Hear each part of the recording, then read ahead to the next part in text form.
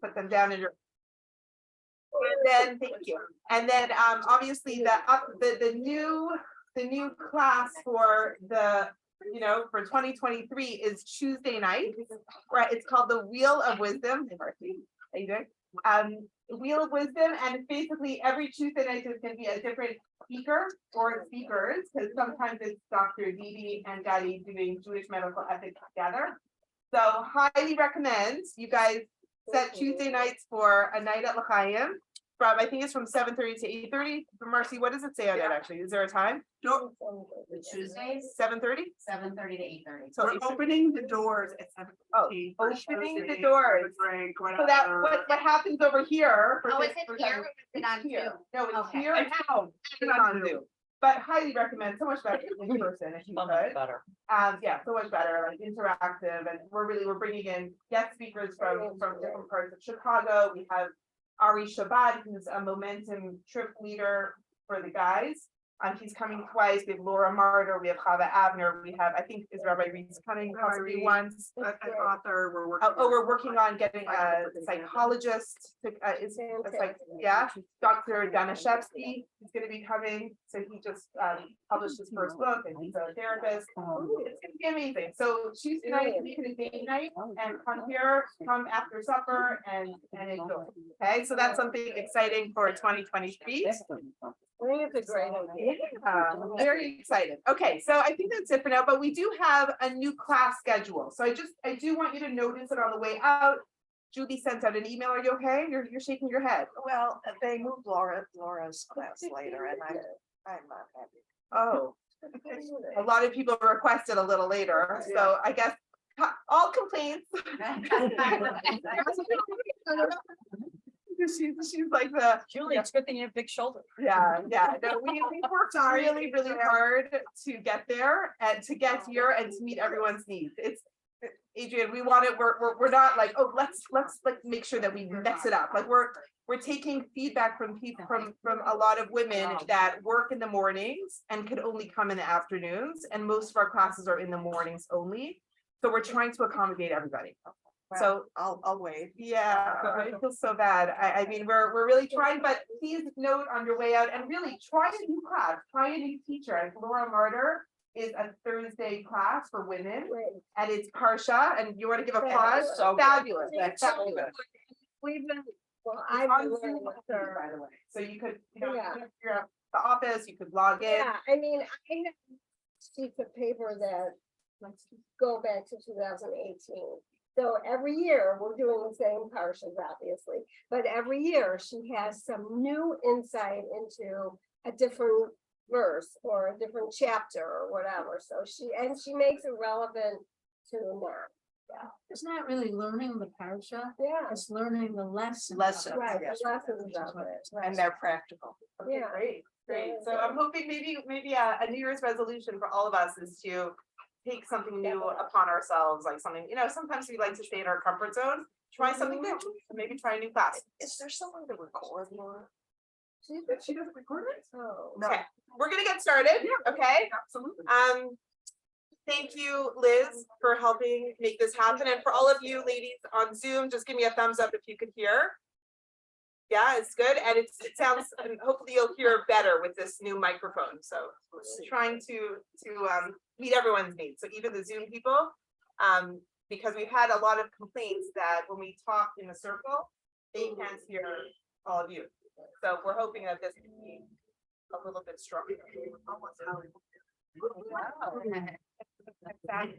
Okay, so we are continuing on our journey with going through the women in the Tanakh, trying to pinpoint their traits and maybe absorb a lesson from each one of them, bring it into our own lives. So we've gone through all the usual suspects. Okay, we've gone through the main women, Sarah, Rebecca, Rachel, Leah, Miriam, Yocheved, Moses's wife. I think that might be where we stopped. Sipporah. Said you'll have it. No, sorry, Sipporah. And I think, that's actually where we got up to, which is quite amazing because it's not intentional that this is happening, but it's really going side by side with the parsha of the week, right? With the way that the flow is. So last Shabbat, we completed, whoever was here, we said chazak, chazak v'nitz chazek, which is the words that you say at the end of a Torah. Okay, there's 5 books of Torah. So when we get to the end of a book, we say these words, which means you should be strengthened, you should be strengthened, you should be strong, like chazak is strong, right? And we're giving strength to carry on. But we finish the first book and we say those words, but it's a little sad. There's a little bit of sadness that everyone feels because we go from all the fun stories to, I don't know, we're going down into slavery, we're going into Egypt, we're going into a dark place. And then, as I think it was Sue that was like, and then after that book, it's like we talk about the Mishkan, the tabernacle, and how many cubits each pole needs to be. And it gets a little bit more technical. And then we go through, the Torah is quite vast. And there's a lot in it, but there's some parshiot that you're like, what am I supposed to learn from this that I could bring into my life? And there's always something. There is always something, but sometimes it's a little harder to find it, right? We talk about the curses and the, like immorality. It goes on and on. So we just finished the fun part of the Torah, like Bereshit, like the book of Genesis is filled with stories and drama, and every corner it's just unfolding more and more. And now this is still a very dramatic part, but we're going into a very different part of our history. So alongside that, we're going to go into the next chapter. Okay, so this woman that I'm going to be speaking about today is not so well known. In fact, I think I asked last week, has anyone learned about Rachav? And maybe one person raised their hand. Did you? Okay. Anyone else? Rachav. Okay, so like Rachav. Anyone speak Hebrew here? What does the word Rachav mean? It's a modern word that we use. Rachov is a street. Okay, good. But what's Rachav? Or Rochav? Rochav is the width, and Rachav means wide. Okay, so her name means wide. So in your mind, how are you picturing this woman? Big woman. In fact, last night we had an event here it was a Momentum follow-up program. And okay, Judy, if you're on here, Judy, yeah, you are on. So everyone knows Judy Vegan. If you know Judy, you also know Alan. Okay, so the men actually had a program at my house at the same time the women were here. So they were joking with my kids, and they said, yeah, we had to come to your house to have our class because there was, I think he said my kid said there's a big women's event. So, of course, cracks a joke. He's like, well, are small women allowed to go? Right, Judy, isn't that so spot on? So when you hear the word Rachav, you just think like this, like, this. What? Give me a word. Okay, tough. But what's a sturdy? Balabusta. Balabusta? Yeah. Okay, so interesting. You know the very Jewish word, the Jewish food babka? Okay, so it's from Russia. I think the roots of that comes from Russia. Do you know what a babka means? Anyone know? Really good cake. It's really good cake. But the origins of it, like the word, and I don't know Russian, I don't know where the etymology of the word is from, but it means sturdy, strong, it's significant, it's hefty.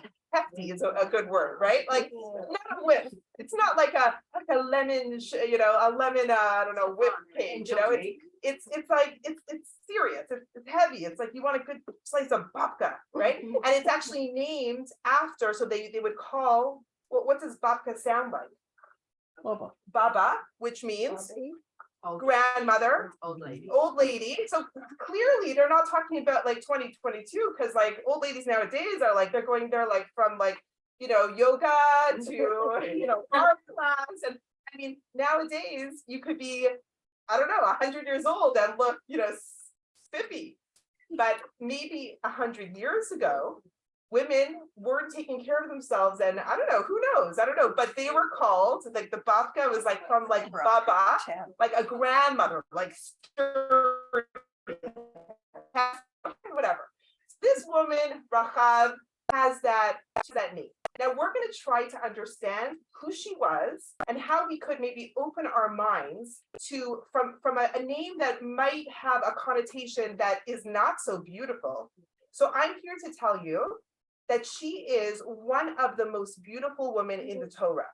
And we keep speaking about these beautiful women because there are only 4 women that are spoken about in their beauty. So now we've just mastered all of them. Do you guys remember who the first 3 are? Sarah was so beautiful that, you know, her husband had to hide her in a box when they went down to Egypt because like they were so afraid, and she was abducted twice. Like she was so magnificent. Who else? Rachel.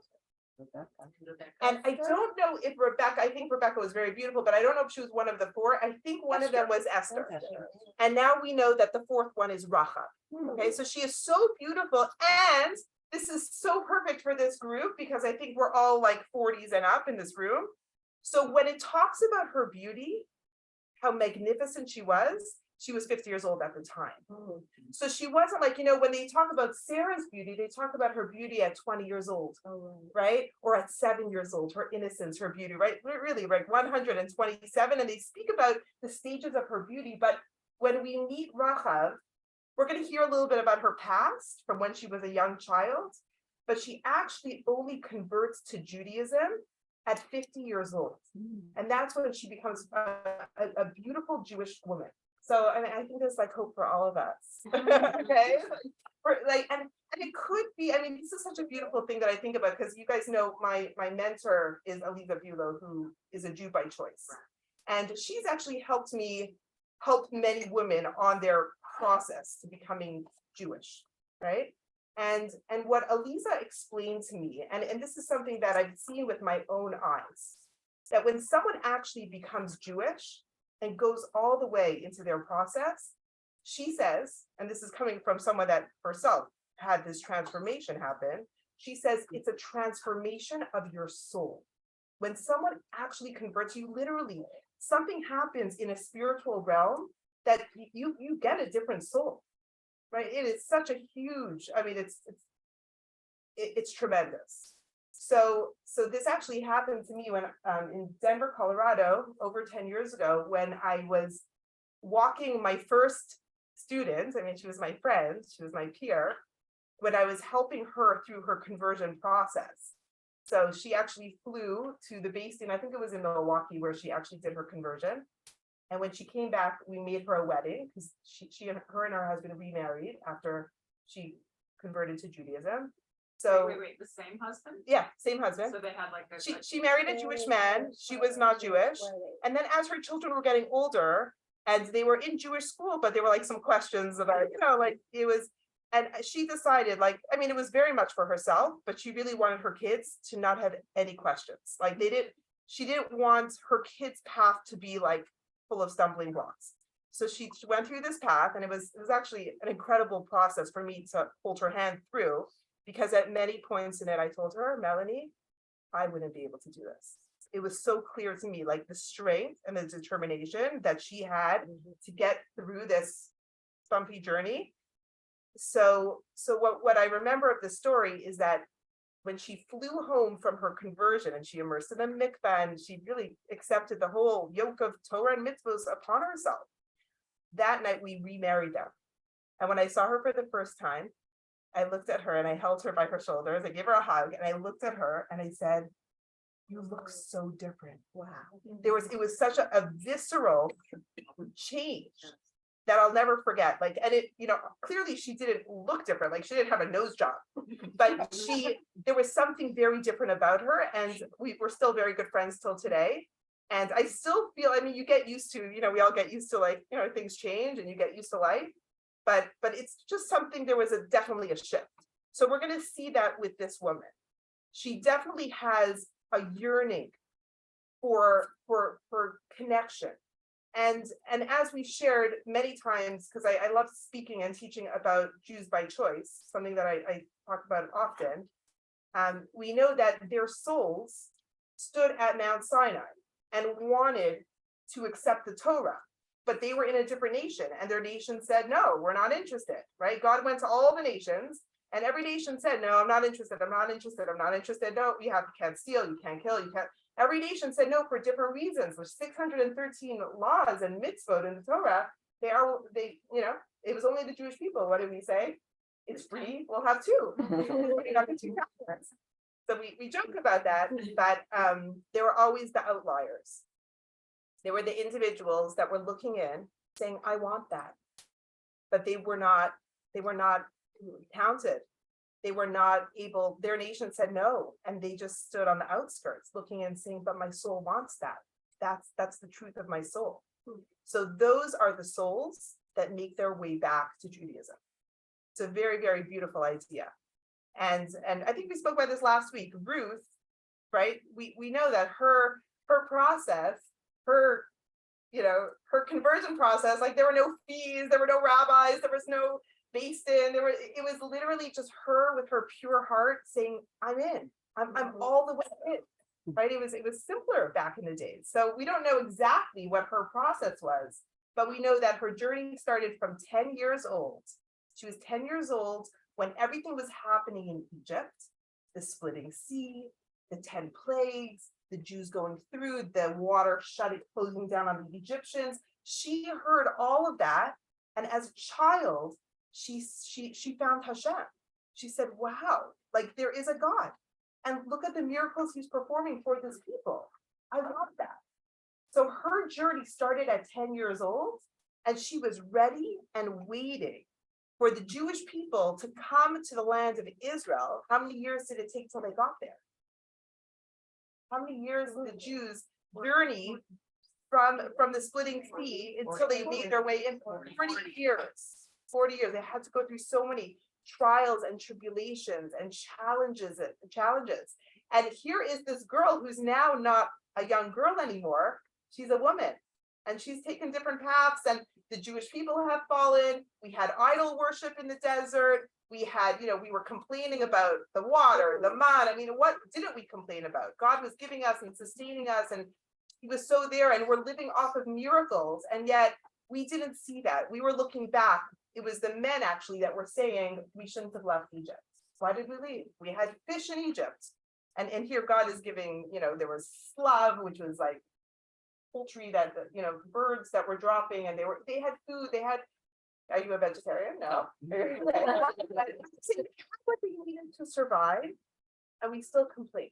Okay. So Rachav is on her journey. So alongside the Jewish people going through their choppy journey, we have Rachav as a girl that has this yearning and desire for truth, and yet she kind of falters in her path.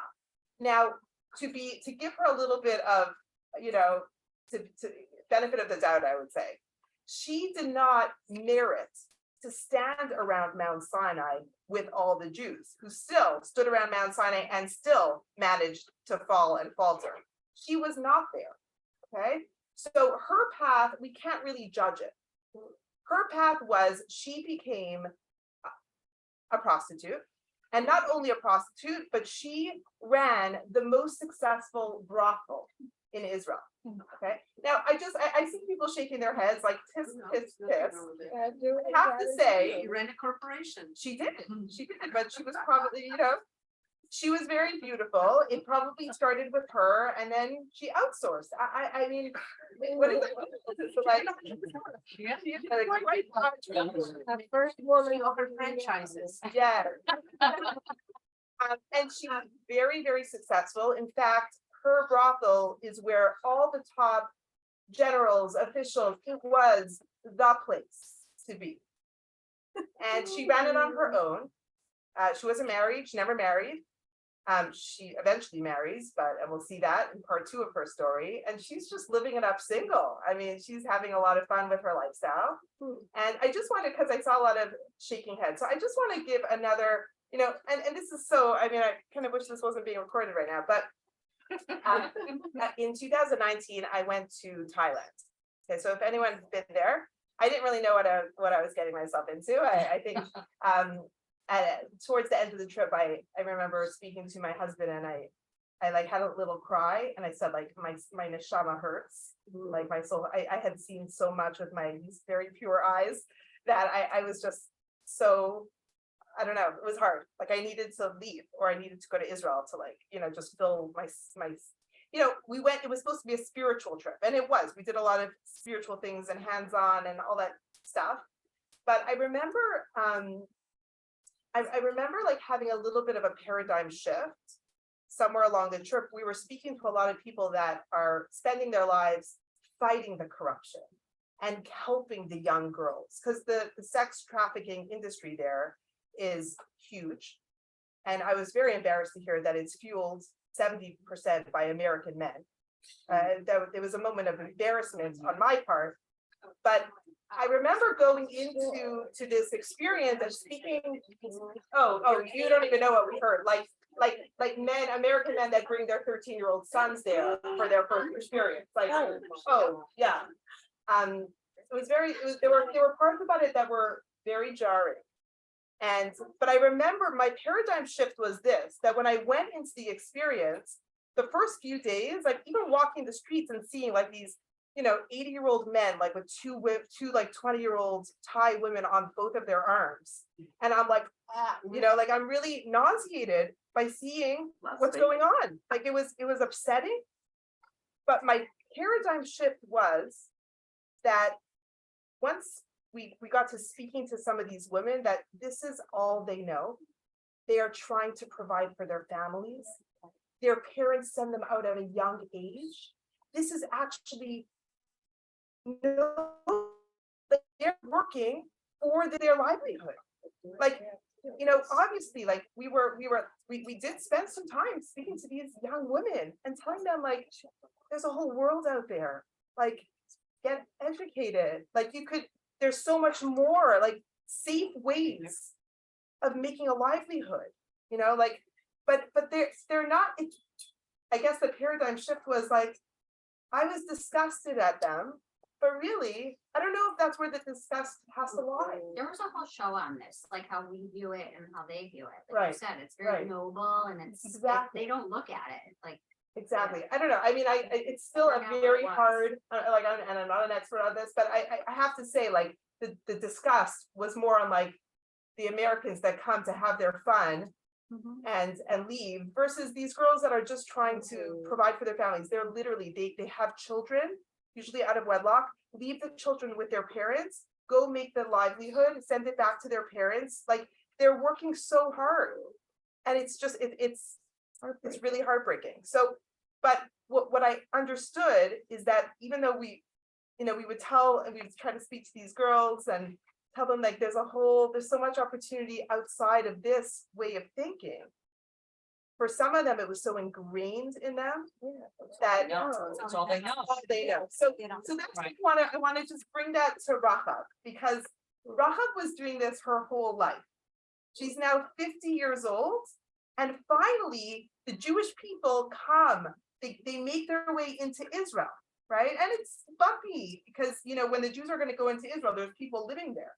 So there's going to be some wars. They're going to need to conquer. They're going to need to take the territory. People are going to be dying, right? And here is this person that remembers her dream from 40 years earlier, from when she was 10 years old, and it was so clear to her, but it was a dream that got kind of stuffed into a corner while she pursued her lifestyle, right? And here she is, ready to step up. It's almost as if she's always been waiting for this opportunity to step into the Jewish people, but now the time has come. By the way, how long would it take to walk, to go, how long would it take to get from Egypt to Israel?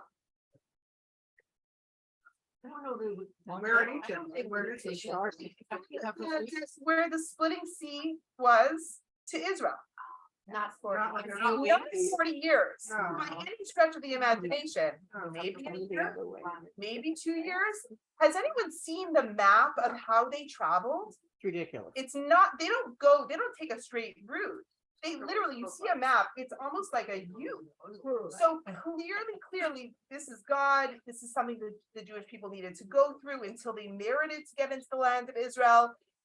There were many things. So imagine this girl saying, they're coming to Israel. It's going to be a year or two, but 40 years pass. So what happens after 40 years? If you have a dream, we all have dreams. 40 years is a long time to hold on to a dream. right? Very often, we forget the dream. But she didn't forget it.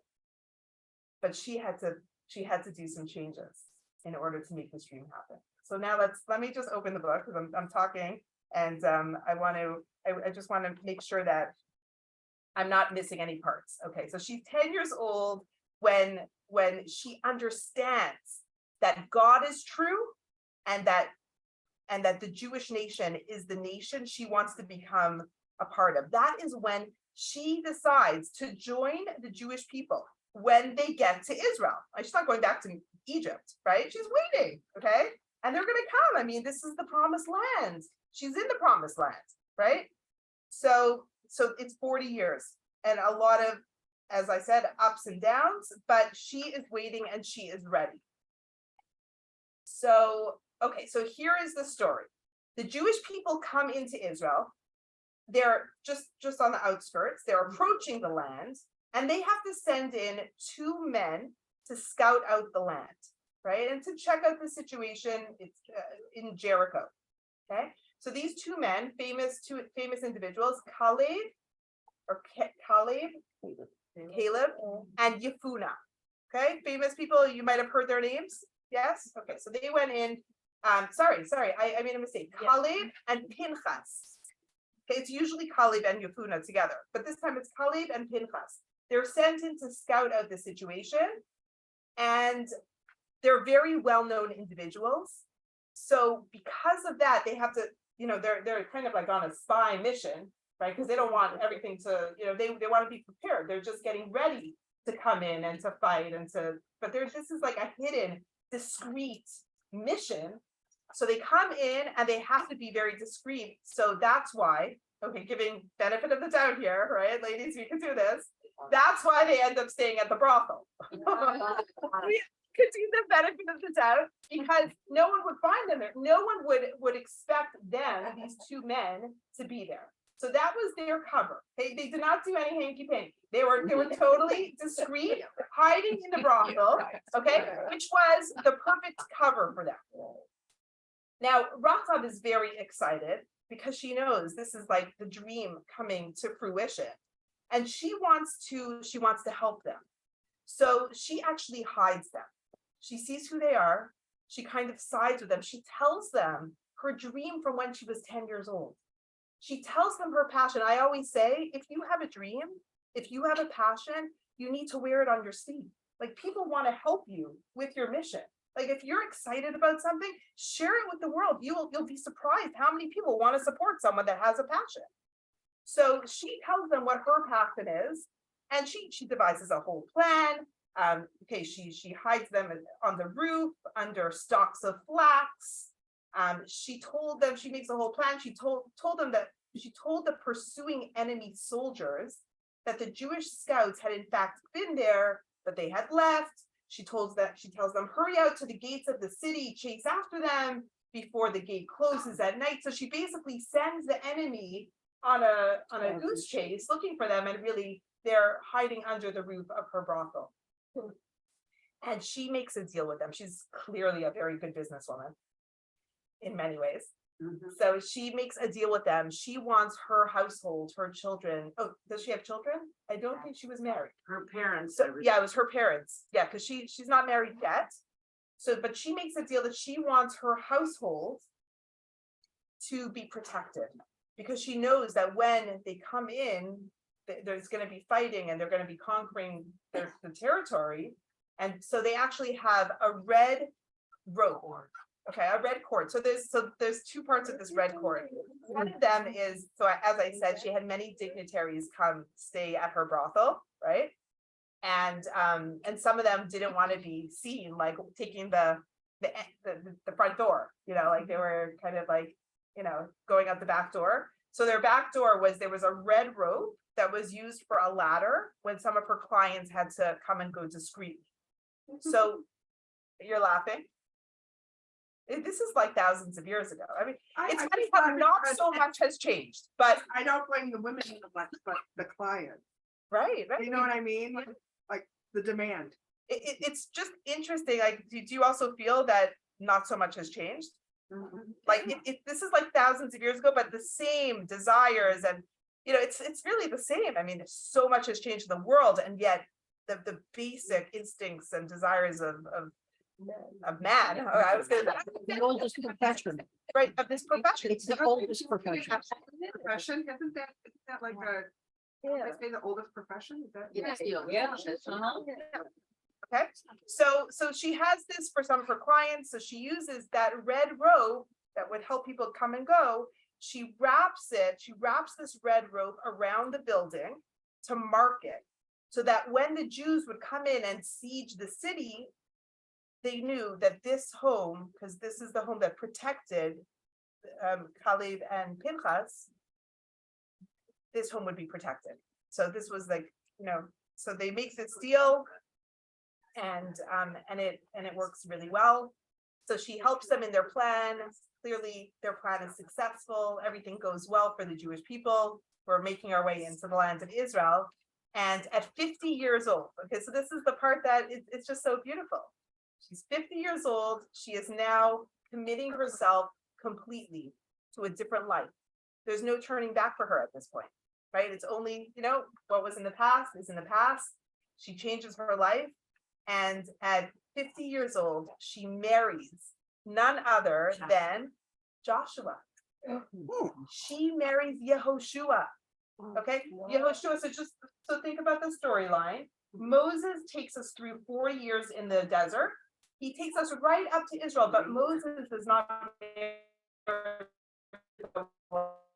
So we mourn Moses. He's on a hilltop, a mountaintop, looking into Israel, saying, "God, please, can I just step foot into the land?" But for various reasons, God says no. He does not merit to walk into the land, and they bury him there. And But he does. Joshua get to takes see- over. He does get prophecy. He gets to see the future, everything. yeah, Everything. yeah, but still, He's not there, but he he was does. still get- asking until the very end, asking, "Please, God, like, didn't I do enough for the Jewish people? Like, please let me into the land of Israel." And that's why, like, I get choked up every time I go to Israel, like thinking like Moses didn't even merit to step foot into this land. Like, this is like my 26th trip. It takes merit to go to Israel. And not everyone, my great grandparents, their greatest dream was to step foot into the land of Israel. They never made it out of Poland, right? So it is something to think about. And Joshua and Moses, by the way, there was no man as great as Moses. I mean, he was the humblest of all men. He put up with so much of the Jewish people, like, for such a long time. I mean, clearly he was a great person. But what's it called? Your predecessor? Is that what it's called? Like the person that predecessor, right? The person that took over for him. Oh, Protege. Oh, The protege from such a great man, or his successor, yeah. is Joshua. So clearly Joshua is almost as great, right? It actually says, well, we have a concept that every generation, the greatness goes down. Okay, this is something, think about it. We call it in Hebrew, Yeridat Hadorot. That with every generation, we just kind of have a lower baseline of morality or whatever it is. We just think every generation goes down a little bit in its level. So you cannot compare Joshua to Moses. You can never really compare someone from one generation to the next, right? But Yeshua was a great person. So is anyone else shocked that Yes. Joshua marries a woman who was a prostitute for her whole life And not. And not Jewish. and not Jewish? Well, yet, because she clearly Yeah. becomes, right? So is anyone shocked here? Yeah. Yes, okay, good. Okay, so let's talk about her name, okay? It's so good to see you, Stephanie. I'm sorry. No, I'm so happy you came, even for a little bit, I'm really. happy that I got to see one of my high school friends. Oh, so nice. I'll have to give you the clip notes afterwards. Absolutely. Okay, so let's go back to her name, okay? 'Cause now that you know what she's done with her whole career, could we think of, wide, like wide as being boundaryless, as being wide as being accepting, okay, so good and bad accepting. There's definitely a lot of negative connotation that we could connect with her name, okay? Embracing. embracing, I mean, that was her profession, right? Okay, so let's, Spiritually embrace. okay, so let's now try to find the good in it, okay? So clearly, first of all, the way that she helped these two Jewish men, the spies, was with an open heart. So we see that this wideness that's in her name there's a broadness of her shoulders, right? She was clearly not afraid. She had, this is risk-taking 101. I mean, many Jewish women did things that were petrifying, right? And they didn't overthink it or, just sit on it. They just acted. They acted straight away when something needed to be done. And it was at a great risk, right? Tell me some of the women that have risked things. Yeah. We're not there yet. We didn't do Yael yet. So let's, but some of them that we've discussed in the past, but you're right. Rachel with the Esther. well. We didn't even discuss Esther yet. Let's just think of what we discussed so far. Rachel with the well, Rachel with the well, which part? That she was bringing, food and water No, to, that was Tzipporah. I meant Sephora, I'm Tzipporah. sorry, with Okay, Moses, for right. 10 years, Tzipporah went against her father to keep Moses alive. We learned that last week. Give me another one. And Miriam. Miriam question. Miriam, what was her risk taking? Oh. Was Baby question. in the water. Wasn't she one of the midwives? Letting Moses go. Yeah, so let's start from the beginning of her story as a midwife. Right, her and her mother, they defied Paro's request to kill all the Jewish And boys. she spoke out. Oh, and she spoke out again, to her father. I mean, she again and again and again, you see her risk taking. Even imagine how fast her heart was beating when she's by the bulrushes and Batya takes the baby and she's like, oh, maybe it's a Jewish baby. Let me go call a Jewish wet nurse for the baby. And she brings her mother. I mean, these women were so gutsy, but they didn't care. They didn't, I'm sure as human beings, it was very nerve-wracking and you don't know always how things are going to turn out. But they didn't really care. They were ready to take any risk for the greater good or for their value or whatever it was, their value or the, and clearly many of them, their value was the Jewish people. Like think about Rebecca. She made sure that her youngest son, Jacob, got the blessings over her oldest son, Esau. I mean, Esau was a lunatic. He was a murderer. I mean, he couldn't have murdered his mother? He could have, right? He could have murdered his brother. He tried to, right? So there were a lot of risks. I mean, every single one of them took so many great daring risks because they just knew they had to. So over here, Rahab is no different. She takes great risks because she knows it's so clear to her. She has so much clarity that this is what she needs to do for God's people. Okay, so she has this openness about her, this wide acceptance, as Adrian, as you said, of people, which, by the way, needs to have balance. Okay, so her nature, her name, right? A name has part of the essence of a person. So her nature is wide. Now that needs to be balanced. Otherwise, you could become a prostitute, right? Or you could use that to do a lot of acts of kindness, right? But it needs to be balanced. So clearly at different parts of her life, it was not in balance, right? And my sister and I, we have this joke, we say chesed gone wrong, right? We joke about it, like I'm a very friendly person. Really? Did you notice?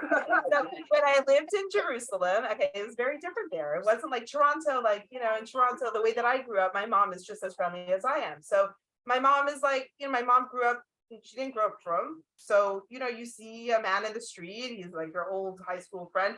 Hey, right? That's the normal way, right? So I grew up like that. So now I'm in Jerusalem, married to a rabbinical student, living in an ultra-Orthodox community, but I still grew up the way I grew up. So when I would be walking down the street and I saw my neighbor, Mr. Greenhouse, poor guy, I think I embarrassed him completely because I'm and I was with my sister and she's like, you're in Jerusalem, in an ultra-Orthodox, he's turning purple. And I'm just being me.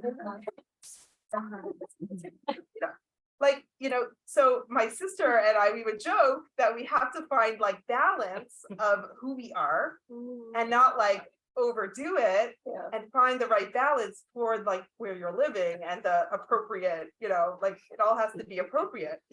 So that was actually very hard. Such a small I thing. think so really. You can relate to it, right? Oh. Like when you're in Detroit and Yeah, your so daughter, I was- my daughter lives in an ultra orthodox Right, neighborhood. and then- So So sometimes when that's my your field. my grandson, who was bar mitzvahed in October, he had his bo bayom, at the school. So explain what that is. 'Cause- So I think it's your Hebrew birthday and you celebrate it at the school, so we had a little brunch for his class or whatever. And then after the rabbi spoke and they all, were talking about Aaron, all the boys were dancing. And, me, I'm going, woo, woo, woo, and my granddaughters are looking at me like. Oh, that's a perfect Yeah. example. Perfect example. So I'll give you a very recent example. On Sunday night, my husband and I, we took our two youngest boys to the botanical gardens. Has anyone to the seen the light show? light Yeah. So the part where there's the disco balls. Yeah. So it was like an oldie came on, and I grew up on oldies. So of course, You dance. my husband and I were like dancing. So like, there were, like a couple people, but my boys were like, oh my gosh. But the funny part is my kids know me so well that when I told Miriam, yeah, we went to the botanical gardens, so she went last week with a friend. So she's like, did you and Abba dance? Got it. It's hard to go away from your nature, right? But I wouldn't do that in West Rogers in carpool line, maybe, but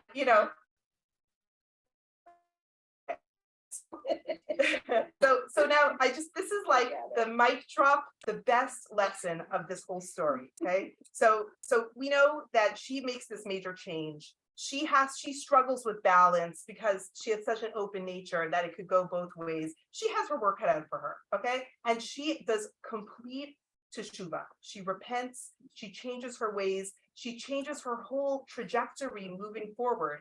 She marries Joshua, the righteous Joshua, the leader of the Jewish people.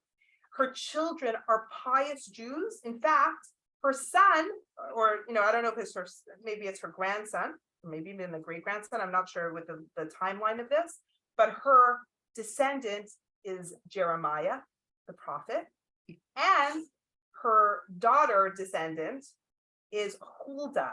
Huldah is one of the prophetesses. We only have a few prophetesses. Okay, there's I don't know how many we have, maybe 10 or 20 prophets, prophetesses. There were very few women prophetesses. Okay, and she's one of them, like similar to Deborah, that goes and helps the Jewish people, a very holy woman. So clearly, from this woman that had such a wayward past, she has a beautiful future. So this is the mic drop line in this book. It says, who you were and what you have done in the past is not as important as who you are becoming and the direction you are heading in. And that's really that's like, I don't know, there's nothing more to say about her. She has a very different type of past to most of the Jewish women that we look up to, but it doesn't matter so much. It's and think about, very different, hard to compare Ruth to her, because Ruth had a very beautiful past. She didn't do anything like this, quite like this, but still she's coming from a very different world, and it's her that's going to be the mother of King David and the foremother of the Messiah. Like, Hashem could have made it any other way. It could have been such a clear, easy cut, smooth passing down from one righteous person to the next, like all in the genes. But once again, it's not like that. And I think this is a huge lesson, because we are the masters of our destiny. We really are. Can you read it again? Yeah.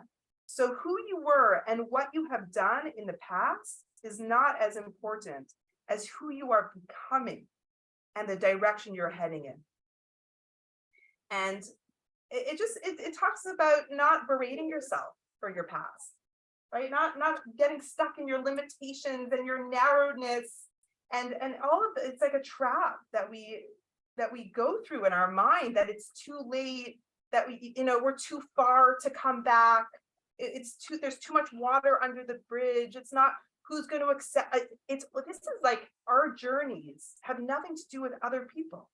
It's you and your creator. And at any single moment, even the last moment of your life, you could completely do teshuvah. At the last moment, your whole life could be wicked and evil. And at the last moment, if there's sincere repentance in your heart, that's it. That's enough. You get accepted into the world to come. It's just such it's a shift, but God knows our hearts. So it's not lip service. It's really, really having an understanding that now I get it. I was wrong. I want to change. And you might not even have time to change. But that growth mindset for the next 10 minutes, the next 10 years, whatever it is, wherever you're at in the game. I mean, Liz, can I pick on you for a second? Last night you shared that you feel like your superpower is being growth oriented. And I just love that. I think it's such a game changer because we've shared this saying that you're either green and growing or brown and dying, and there's nothing in between. Meaning, but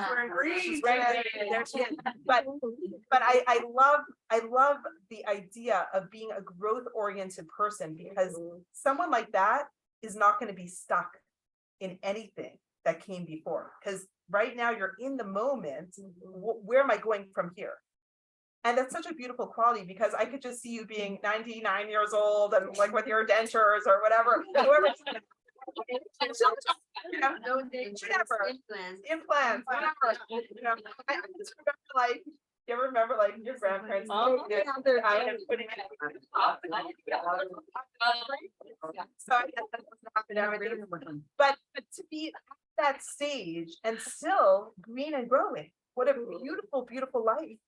What a beautiful life. She didn't get stuck. Like, do you know how easy it could have been for her to say, oh, but like she didn't.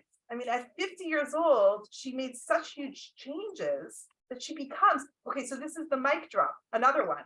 She is quoted in the Torah to be one of the most righteous women.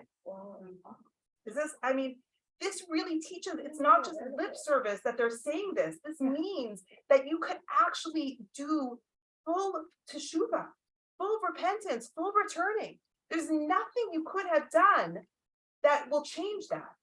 In fact, if you think about it, really, like, we know we have a body, but we are a soul. So the soul does not get tainted by any amount of sin. The soul is so pure. It's a piece of God. It's a chelak me'elokai. It's literally a spark of God. God breathed our souls into us. And lovingly, every single night, he takes the soul, cleanses it, puts it back into us. So it's such a magnificent thing to hold on to. Like, if you really, really understand the soul, or understand what God is doing with us by giving us the spark of godliness within us, and then making sure and putting it back into us every single day to say, go, I believe in you. I believe in you.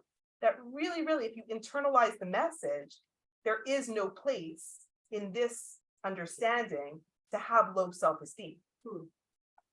If we really internalize that God, like, if we just imagine you went to bed, not everyone wakes up in the morning after they go to sleep, right? Some people peacefully pass in their sleep, but you woke up and you took a breath, and your soul is in you, and your body is here to do the work, because your soul can't do it on its own. That's only going to be after 120, right? So you're here, body and soul, God, like, saying, go, you could do it, right? So to get stuck in the past is really a slap in God's face. It's saying, like, I know better than you. I'm really not good, right? So we can't get stuck there. How come we've never heard of her? Oh, Rachav? Yeah. Well, because I mean, they don't teach this in Sunday school. I know. That's true, and like many people's education stops at Sunday school. And anyways, you were listening in Sunday school, please. I never went. Okay, you never said, and it was supposed to go, we're in the bathroom smoking a cigarette, right? I think it was Jew jail. So very interesting, okay? What she asked? Excellent question. What was the question? So Regina said, how come we don't name our girls after her? Oh. So listen, you know what, there's some interesting questions about names. And there are some, first of all, we know that the women that we do give the names for, none of them had an easy path. Right. So to give a name like, I don't know, I'll give you a name that I know of that many friends of mine have, but I actually know firsthand that it's not such an easy name, and the name is Michal. Does anyone know a Michal? Sure. It's a very common name. Michal from even the angel Michael, so the feminine would be Michal, and there's a Michal, a Michal.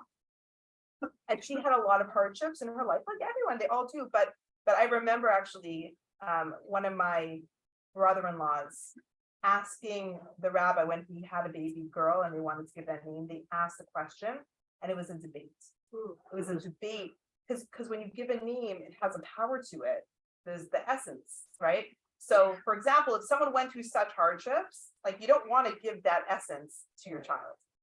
So I guess even though in the end of her life, she is referred to as a very righteous person, I guess maybe, you know, for 50 years of her life, she wasn't, or whatever, I don't know, but I've never heard that name for a Jewish girl. So women Dina after poor Dina was raped. Dina was right? raped, So and once yeah, you had a and, child, I should say you Dina. know, Not too many. so many, Dina or Dina? Dina, Oh. Dina, which is Leah's daughter. So interesting, like think of even last week's Torah portion, we went through the 12 tribes. And we saw at the end of the portion, we learned the blessings that their father gave them. Not all of them were given such good blessings, right? Because many of them were not given portions, or they made so many mistakes. So Reuben, he was reprimanded, right? It's because he messed with his father's bed, and you know the whole story. I'm not going to go into it now, but there are many Reubens out there. Why would someone name their child Reuben if he was the tribe, the oldest, the firstborn of the tribes, but didn't get the firstborn, you know, inheritance, right? Shimon, Levi, they were violent, right? Those are very common names, Shimon, Levi. So I think we have to kind of, I'll tell you when we named my son Shua. So he has two names, Yehoshua, Michael.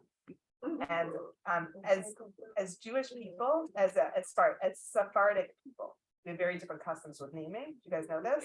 That we name after the living. Okay? We name after the living.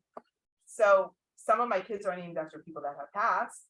Some of them are named after people that are alive. I'm Ashkenazi, God is Sephardi, so we have to please two sides of the family. And it's hard enough when you all have the same customs.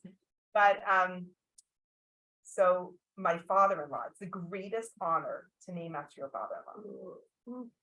But, and I hope this is okay that it's part of it, my husband has a very complex relationship with his father.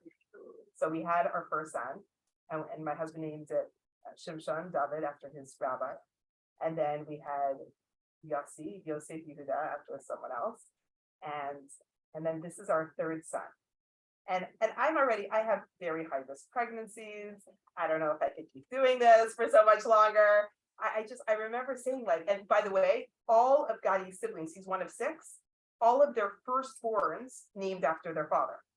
So we're the only ones that didn't give his name. And he's still working out his emotional stuff with his father, with his relationship with his dad. And at a certain point, I said, like, it might be now or never. Like, I just don't know if I'm having another child or if we'll have another boy. If you want to give your father this honor, I think we need to do it now. So I'll tell you what my husband did. And this is maybe a shift in his mind. Don't tell my father-in-law. But my husband. No, it's okay. I don't think it's fine. We gave these 2 names for 2 people in our family, but we also had in mind for 2 other people, great people that carried the same names. And when my husband at the bris spoke about why we chose this name, we spoke about, you know, our relatives that we were giving this honor to, but he also openly said that he had this this role model in his life with that name, and he spoke about that the greatness of that person. So sometimes when you do that, when you connect, like it's all the meaning and your intention. When you give a name to a child, it might have it might be someone that has a bumpy past, but if you connect meaning for also some goodness, or someone else that had this name that had other great attributes, like it does go a very far way. So that's why giving a name like Dina, it also Dean also means to judge, like Dun. Dun is the feminine is Dina of Dun, of the tribe Dun, which is judgment, and she should be someone of good judgment and character. It's all in your mind. It's your intention setting of putting it out there to the world. So, but you're right. I've never heard Rahab. Okay. Yes. Question. I have a quick question. Yes.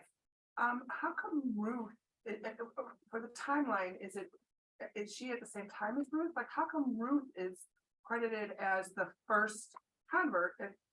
Right. So Ruth is the story of the convert, right? It's like the whole story, her whole process. And we read that on Shavuot when we talk about receiving the Torah. So it's the first, it's the only book about a convert. Like it's named Megillat Rus. So there could be other converts. Oh, Like, some there people say that our first clearly was are. I Abraham, mean, right? we know that The first person, Zipporah, we spoke about Zipporah last week. She was also clearly a convert. She was a Midianite, right? So there are many people, but until the receiving of the Torah, Gotcha. it wasn't like nothing was formalized. People didn't understand what they were taking on, but it was just the purity of their heart that they believe in Hashem, and whatever it's going to be, they're in. So it was such a simple process back in the day of just being all in with your heart, but there was really no laws yet, right? So I don't know if that makes sense, but Ruth is the first story, and it's if we think of a convert and her story, like the yearning, are you ready to leave your family? Are you ready to go all in? Are you going to stand with us? Like the loyalty and the royalty of Ruth, that's her gift, that's her power. So I think this is really just the end of the story of Rahab. She teaches us to focus and refocus and look in the direction that you want to go in. That your past is not as important as the moment you're in right now. And you could always, and like Liz, like her superpower was just to rise and to grow. She wasn't held back. She just wanted to move forward and grow. And she's really like I think we said last week, who did we say was the first Baal Teshuvah? We said that in Parsha class. Who did we say, which tribe was considered to be the first pure Baal Teshuvah, like the returnee? So it was Judah, it was Yehuda, right? Because he took, right, with his precarious situation with impregnating his daughter-in-law, and when he's in the moment of truth where he knows like he really messed up, his words are, Sadka mimeni, she is more righteous than I am. He takes the full blame. He sets her free because she's ready to be burnt at the stake or whatever. She's literally going to be killed because she was accused of harlotry because like she lost her husband and now she's sporting her maternity wear. So Yehuda's like, what's up with that? And she's really going to be held accountable. And she shows him the signet ring, the cloak, the staff, and she doesn't say anything. So he could very much like just ignore and send her off to her death. But he stands up, and in that moment, he becomes the first Baal Teshuvah, because he says, like, I'm wrong, she's right. So that's like he sets that in motion. That already happened. But over here, we also see that Rahab was a complete, sincere Ba'alat Teshuvah, a woman that repented and changed her ways. So to close this chapter, when you fall, get up. If you break something, repair it. If you lose your way, wake up and get back on track. Release the mistakes of the past, move forward in your life with renewed joy. So that's how we're gonna close this chapter on Rahab, who once again, she has nachas forevermore because her children and her grandchildren and her great grandchildren become great people in the Jewish world. And this all started, it was a seed, a little dream at 10 years old that took a backseat for many, many years and then sprouted again. And she had the courage to do what she needed to do. Can you show us all the book? I have the book and after last Yeah, night, yeah. I haven't read Course. it yet. Oh my gosh. Last night I took it out and put it on Yeah. top of my pile. For sure. Okay. And to your own horn that you actually have a Yeah. quote in Yeah, there. yeah, too, but I So, like so Leah Saul lives in Sfat. She actually just moved out of Sfat, but she's in a neighboring community in Israel. She is a dear friend of mine. And she's published many books, so you could look her up online. But this one is my favorite. It's called Sisterhood of the Copper Mirrors, The Legacy of Jewish Women. So highly recommend. This is already my second copy because I love it so much. So I worked through my first copy and now I'm working through my next one. And it's very practical. So at the end of every chapter, she'll take the trait and she'll kind of bring it into like what we could do. So I'll give you guys an example at the end of the book, which we're not Can you up say to the book yet. again? Sisterhood of the Copper Mirrors by Leah Saul. So at the last chapter, after we go through, and we're nearing the end, we only have a few more. We just finished Rafa. Next week we're gonna do Devorah and Yael. Okay, so also, and as you said, what you were saying, what was the question that I asked about them? Heroic. Oh, heroic. So yeah, there's lots of gore in that story. So just, don't eat lunch before you come. Yeah, there's murder involved. Lots of blood. And then we have Hannah, Ruth and Naomi, which also is my favorite. I love that sisterhood of the two, the daughter-in-law and mother-in-law relationship. And then we'll end with Esther. We'll end with Esther. And then, so what's really nice if you do get this book, so after we go through all the women, the last chapter is called Spiritual Pathways. And we can spend some time on this, or if you get the book, you can do it on your own, but basically on some of the mitzvot that women could do that really all connect back to the Jewish women that came before us, like lighting the Shabbat candles and living with joy and, watching our mouths, like with gossip and lashon hara and, certain things like prayer, generosity, all that we see again and again. So she brings it into practical ways and how we could up our game with those observances and mitzvot. So yeah, I'm really enjoying this. Yeah. That quote, you said a little bit, is there a way we can take a picture of it? Yeah, for sure. Which one? Are you talking about who you were and what you have done in the past is not as important?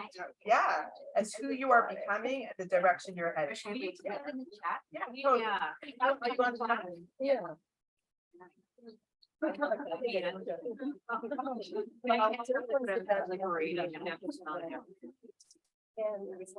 Is there anything? Yeah, it's very enjoyable. You don't say hello. My mother was visiting me and I moved to the Midwest where everybody says hello. So we went, got gas and those were the days where people put gas in. No, there was a gas station. And so I. Yeah. That's so funny. That's so funny. Yeah, it was,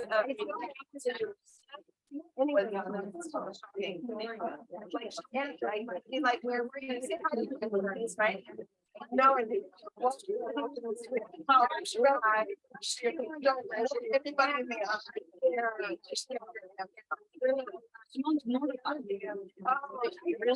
really? I mean, I always send it.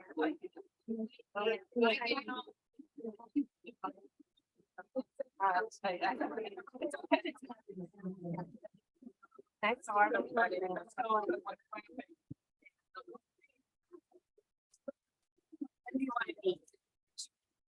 Let me take a time. Let me put it down. Bye, guys. Bye, Susie. Bye, Deborah. Bye, Joyce. Okay, so. See you guys soon.